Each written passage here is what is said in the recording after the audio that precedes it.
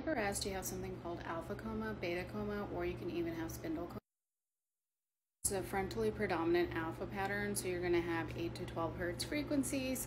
It's not going to be reactive, and these are patients who are usually comatose, or they've had cardiac arrest, or they have hypoxic ischemic injury.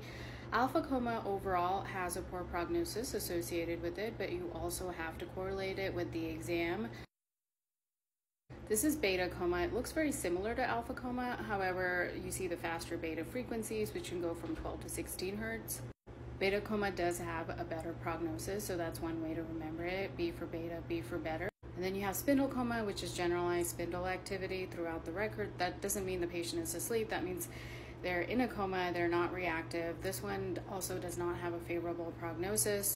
As always, it's really important to correlate the exam, the imaging findings, with the EEG findings as well, but those are just some of the EEG patterns that we look for on EEG in someone who's had cardiac arrest. Of course, you don't have to have all three of these. If someone has a normal posterior dominant rhythm or is creating frequencies, that is generally not a bad thing, but again, you have to correlate it with the imaging findings and the exam.